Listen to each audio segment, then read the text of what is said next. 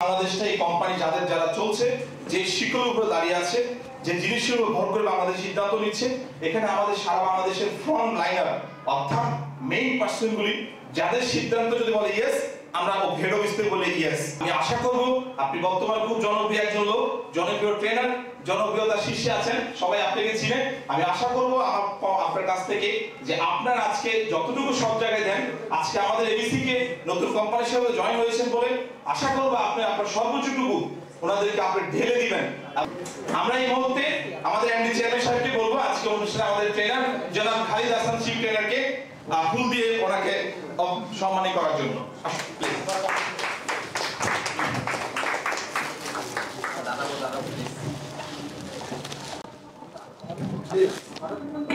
আপনাদের পার্ট হতে পেরে আমি সত্যিকার অর্থে গর্বিত। তো প্রথমেই মহান আল্লাহর কাছে শুকরিয়া জ্ঞাপন করি এবং সেই সাথে ধন্যবাদ জ্ঞাপন করি আজকের ম্যানেজমেন্ট এবং বিশেষ করে মনির সাহেবের প্রতি। পৃথিবীর প্রত্যেকটা প্রতিষ্ঠান, প্রত্যেকটা বিজনেস ফার্মস এই গুণাবলীর জন্য সামনে আগায়। নেতৃত্ব দেওয়ার মতো গুণসম্পন্ন একজন মানুষ তার অধস্তন ব্যক্তিবর্গের ভিতরে যেই কোয়ালিটি থাকে, হিডেন পাওয়ার থাকে, এটাকে বের করে নিয়ে আসতে পারে। অর্থাৎ অনেকের মধ্যেই পাওয়ার আছে, বাট এই পাওয়ারটা সবাই দেখতে পায় না। একজন good leader can see the inner. তো এই জন্য পৃথিবীর প্রত্যেকটা জায়গায় লিডারশিপের গুরুত্ব অপরিসীম। দুর্ভিক্ষ দেখা দিয়েছিল চায়নাতে, সেই চাইনিজ জাতি আজকে বিশ্বের অর্থনীতি পরাশক্তি হয়ে গেছে বিকজ অফ লিডারশিপ। মাও সেতুং এর লিডারশিপ চেঞ্জ করে দিয়েছে, মাহাতির বিন মোহাম্মদের লিডারশিপ চেঞ্জ করে দিয়েছে মালয়েশিয়াকে, জর্জ ওয়াশিংটনের লিডারশিপ আমেরিকাকে স্বাধীন করেছে, মহাত্মা গান্ধীর লিডারশিপ ভারতবর্ষকে স্বাধীন করেছে। সো এরকম পৃথিবীর প্রত্যেকটা জায়গায় লিডারশিপের জন্য পলিটিক্যাল চেঞ্জ এসছে। আপনি যদি বলেন বোয়িং, মার্সিডিজ, রেঞ্জ রোভার, সব কিছু পরিবর্তন হয়েছে লিডারশিপের জন্য। রতন টাটার লিডারশিপের জন্য আজকে টাটার পাশাপাশি এই যে রেঞ্জ রোভার অর্থাৎ ল্যান্ড রোভার কোম্পানিটাকে তিনি ওন করছেন, এখন ব্রিটিশ ব্র্যান্ডকে তিনি ওন করছেন। নেতৃত্ব পৃথিবীকে চেঞ্জ করে দেয়। রিচার্ড ব্রানসন পৃথিবীর বিখ্যাত ব্যবসায়ী হতে পেরেছেন নেতৃত্বের জন্য। ভালো নেতৃত্ব যিনি দিতে পারেন তিনি কিন্তু সামনে এগিয়ে যেতে পারেন। আকিস সাহেব আকিস গ্রুপ অফ ইন্ডাস্ট্রি স্ট্যাবলিশ করতে পেরেছেন বিকজ অফ লিডারশিপ। লিডারশিপ হচ্ছে এমন একটা গুণ, আপনার বলতে হবে না ফলো মি, অটোমেটিক্যালি দেখবেন মানুষ আপনাকে ফলো করতে শুরু করেছে। আলেকজান্ডার দ্য গ্রেট একটি দারুণ কথা বলেছেন, an army of sheep led by a lion is better than an army of lions led by a sheep. ভেড়ার দলকে নেতৃত্ব দেওয়া লিডার যেহেতু লায়ন, ওই শিপগুলো লায়নের মতো আচরণ করে, অর্থাৎ ভেড়ার পালও ঠিক আচরণ করতে শুরু করে সিংহের মতো। ফ্রন্টলাইনার হিসেবে আপনাদের নেতৃত্ব দেওয়ার গুণাবলী যতটা গ্রেট হবে, আপনার অধস্তন ব্যক্তিগুলো তত বেশি প্রোডাক্টিভ হবে। আর যত বেশি প্রোডাক্টিভ হবে, ব্যক্তিগত উন্নয়ন এবং সেই সাথে কোম্পানির উন্নয়ন, সেলসের উন্নয়ন, সব কিছু সম্ভব হবে। এই জন্য আমাদের লিডারশিপটা ভালো মতো আয়ত্ত করার কোনো বিকল্প নাই। Leadership only exist if people follow when they have the freedom to not follow. Otherwise it's just a power, and power is not leadership.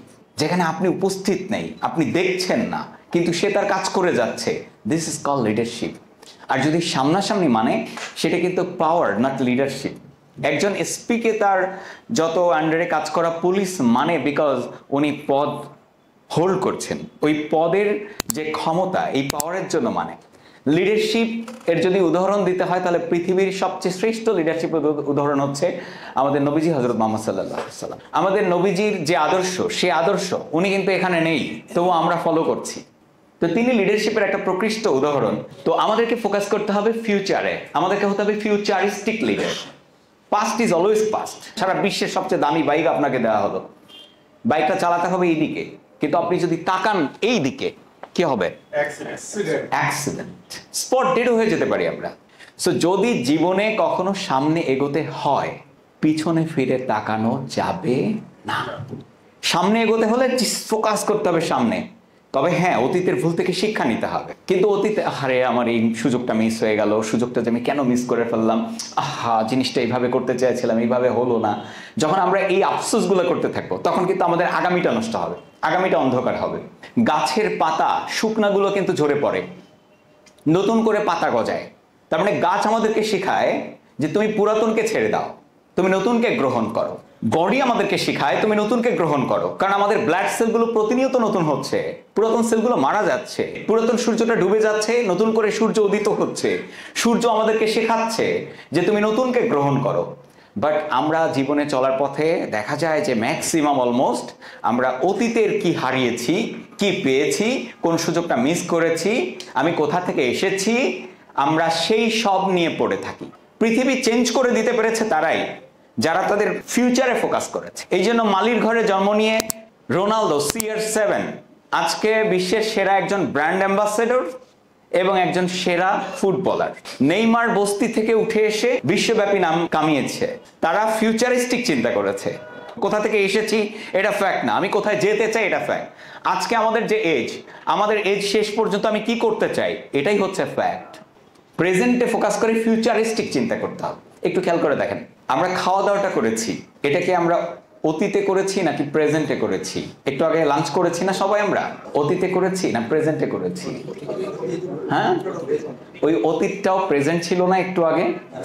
তারপরে দেখেন আমরা কিন্তু সব ঘটাচ্ছি প্রেজেন্টে। এই যে এখন কিন্তু আমরা প্রেজেন্ট, সবাই আমার দিকে তাকিয়ে আছেন, স্ক্রিনের দিকে তাকিয়ে আছেন, কিন্তু কারো কারো মন হয়তো আমার দিকে বা স্ক্রিনের দিকে বা আমার কথার দিকে নাও থাকতে পারে। যদি না থাকে তাহলে বুঝবেন আপনি প্রেজেন্টে নেই। প্রেজেন্ট মানে হচ্ছে এই জায়গাটায় আপনার মন, মাইন্ড, আপনার দিল, আপনার আত্মা সবকিছু দিয়ে এই জায়গাটাতে থাকা। ধরুন আমি 1 মিনিট আগে যে কথাটা বলে গিয়েছি, আপনি এখন ওই কথাটায় পড়ে আছেন বা ওই কথাটা চিন্তা করছেন, তাহলে বর্তমান আমি যা বলবো এটা কিন্তু আপনি শুনতে পাবেন না। আপনি যখন মোবাইল স্ক্রল করেন, পাশ থেকে আপনার বাচ্চা এসে বলল কি, বাবা আমি একটু বেড়াতে যাব, আপনি কিন্তু বলো বলো বাবা বলো, আপনি এগুলো বলবেন, কিন্তু আসলে আপনি কিন্তু শুনছেন না, কারণ আপনি মোবাইলে অ্যাটেন্টিভ। তো যখন আপনি মোবাইল ফোনে স্ক্রলে অ্যাটেন্টিভ, তখন আপনার ওই সন্তান এসে যা বলেছে আপনি কিছুই শোনেন না। অনেক কথাই হয়তো বলেছে সে, আপনি শোনেননি। এরপরে আপনি যখন মোবাইল থেকে চোখ সরিয়েছেন তখন বলছেন, বাবা একটু বলো তো কি বলছিলে। এর কারণটা কি জানেন? আমরা যেখানে অ্যাটেনশন দেই না সেই জিনিসটা আমরা শুনতেও পাই না। যদিও আমাদের কান এখানেই, বলাও হচ্ছে এখানে, বাট আমরা কিন্তু শুনতে পাই না। সো আমাদের জীবনের সব জায়গায় আমরা যদি প্রেজেন্ট হতে পারি, লাইফটা সুন্দর করা সম্ভব। আমি এখানটায় দাঁড়িয়ে আছি, এটা কিন্তু প্রেজেন্ট। এই যে আমি হাঁটতে হাঁটতে হাঁটতে হাঁটতে চলে আসলাম এই জায়গাটায়, এখন কিন্তু এটা অতীত আর এইটা প্রেজেন্ট। এগেইন আমি হাঁটতে হাঁটতে ওখানে যাই, দেখেন আমি ঘটনাগুলো ঘটাচ্ছি কিন্তু প্রেজেন্টে। অতএব আমাদের ফোকাস করতে হবে প্রেজেন্টে, কিন্তু এই প্রেজেন্টে আমরা চিন্তা করব ফিউচারকে কিভাবে সুন্দর করা যায়। সো আমাদের যে past is history, future is mystery. কালকে কি হবে জানি না, যে কোনো দুর্ঘটনাও ঘটতে পারে, অনেক ভালো ঘটনাও ঘটতে পারে। এই হোটেল থেকে আমি বের হতে পারবো কিনা আই ডোন্ট নো। এই শব্দটা বললাম, পরের শব্দটা আমি বলতে পারবো কিনা I don't know. But present is the chemistry. যা ঘটাতে হবে প্রেজেন্টে ঘটাতে হবে। অনেক সময় আমরা এটা মনে করি না যে ঠিক আছে এই সপ্তাহ যেমন তেমন যাচ্ছে, আগামী সপ্তাহ থেকে কাজ করব, বা মাসের শুরু এখন আর অত বেশি দরকার নেই, ঠিক আছে মাসের মাঝামাঝি থেকে আমি কাজ শুরু করব, 15 তারিখের পরে একদম মোটামুটি 8-6টা বেঁধে কাছা টাছা দিয়ে নামবো। কিন্তু বাস্তবতা হচ্ছে এই প্রেজেন্টটা নষ্ট করার কারণে ওই 15 তারিখের পরে দেখা যাবে আমরা আর ওটাকে সুন্দর করতে পারি না। মনে রাখতে হবে leadership is not positional power, it's personal power. Positional পাওয়ারটা কেমন? ধরুন একটা কোম্পানির মালিক এর ছেলেকে সেই কোম্পানির এমডি বানিয়ে দেওয়া হলো, এই কোম্পানি টিকে নাও থাকতে পারে, কিন্তু যেই ব্যক্তিটা একেবারে নিজে পড়খে উঠে আসে সেটাই হচ্ছে পার্সোনাল লিডারশিপ। যেমন মহাত্মা গান্ধী লিডারশিপ এস্টাবলিশ করেছিলেন, সেটা ছিল পার্সোনাল লিডারশিপ, পার্সোনাল পাওয়ারে উনি এস্টাবলিশ করেছিলেন। আর তারপরে ওনার বংশধরদের মধ্যে সেই লিডারশিপটা কিন্তু আর টিকে থাকে নাই। লিডারশিপ ভালো থাকলে সব জায়গায় পারফরমেন্স ভালো করা যায়, সেটা ব্যবসা বলেন আর রাজনীতি বলেন, সমাজ বলেন আর ধর্ম বলেন, সব জায়গায় লিডারশিপের জন্যই সবকিছু আমরা পেয়ে যাই। 3 এলিমেন্ট অফ লিডারশিপ, 3টা মৌলিক এলিমেন্ট লাগবে। ফার্স্ট লাগবে নেতা, লিডার।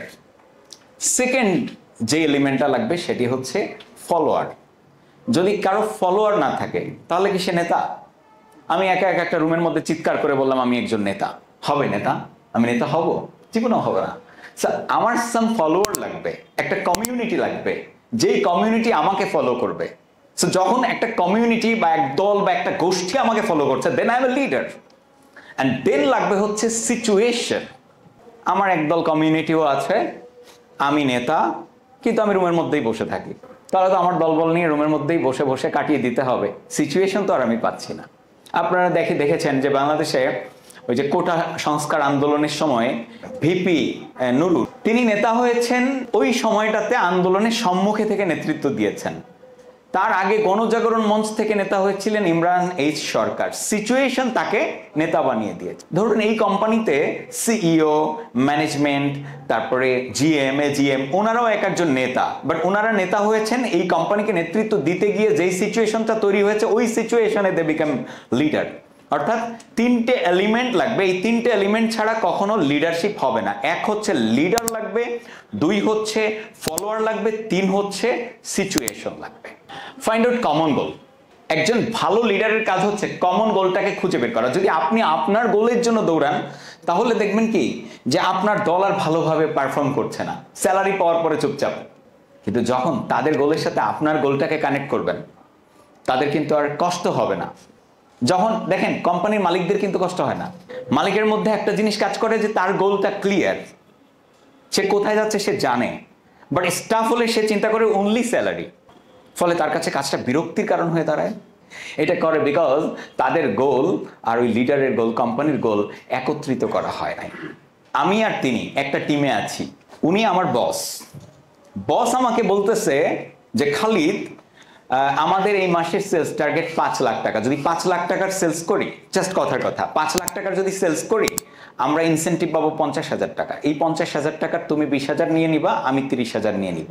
দেখেন তাহলে কিন্তু আমার গোল আর ওনার গোল কিন্তু একদম অ্যাটাচড হয়ে গেল। এবার কিন্তু আমি দৌড়াবো, কারণ আমি জানি যে এই 5 লাখ টাকার সেলসটা আমরা দুজন মিলে ডান করলেই আমরা এক্সট্রা 50,000 টাকা পাবো, আর এই 50,000 টাকা থেকে 20,000 টাকা আমি পাবো। তো এই যে দেখেন গোলকে কানেক্ট করা, অনলি স্যালারি বেসড যদি হয় সেই ক্ষেত্রে কিন্তু গোল কানেক্ট করা টাফ হবে। কমন গোল যখন হবে, আমাদের পুরো গোষ্ঠীর যখন কমন গোল, তখন কিন্তু একটা ঘটনা ঘটিয়ে ফেলা কোনো ব্যাপার না। তো এই জন্য কমন গোলটাকে ফাইন্ড আউট করতে হবে। যখনই কমন গোল ফাইন্ড আউট করে ফেলতে পারবেন, আপনি একজন ইন্সপিরেশনাল লিডার হতে পারবেন। How to improve leadership, let's discuss about it. কিভাবে আমরা আমাদের লিডারশিপটাকে ইমপ্রুভ করতে পারি। চলেন, ইমপ্রুভমেন্টের ফার্স্ট স্টেপ হচ্ছে নেভার স্টপ গ্রোয়িং। আমরা অনেকেই মনে করি হ্যাঁ যা শিখেছি ভালো শিখেছি, অনেক হয়েছে, আর দরকার নেই। বিল গেটস বিশ্বের সেরা ধনী, ইলন মাস্ক বিশ্বের সেরা ধনী, জেফ বেজোস বিশ্বের সেরা ধনী, তবুও তারা প্রতিদিন 2-3 ঘন্টা করে পড়াশোনা করে।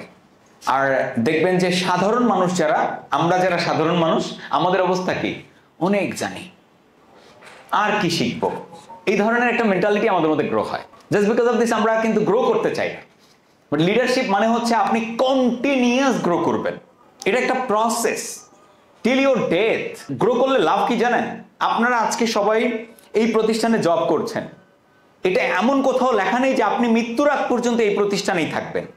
তো আপনি যদি গ্রো করতে থাকেন তাহলে এই প্রতিষ্ঠানের কাছে যেমন আপনি ভ্যালু পাবেন, আপনি অন্য কোথাও গেলেও ভ্যালু পাবেন।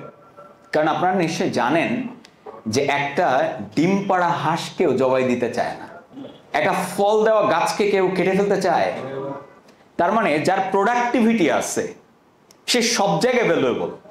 আপনি আজকে এই ফার্মে আছেন, আপনার এই ফার্মও আপনাকে ছাড়তে চাবে না।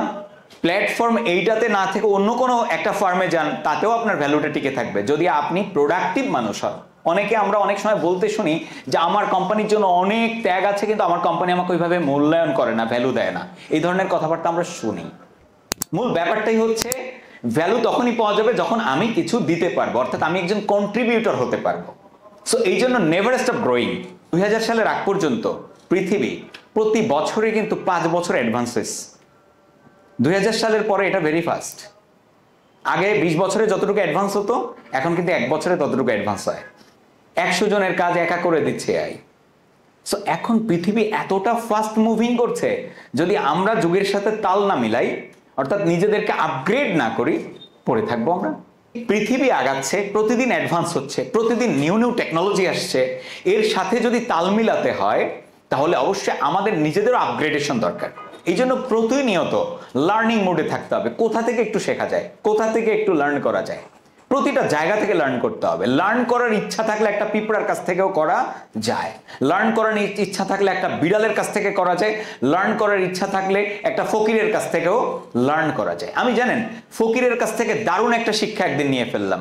আমার তখন বিজনেস ক্যারিয়ারের ফার্স্ট টাইম, এবং আমি এত দারুণ একটা লেসন নিলাম যেই লেসনটা আমার ভিতরে সত্যি নাড়া দিল। আমি দেখলাম একজন ভিক্ষুক আমার কাছে যখন আসছে,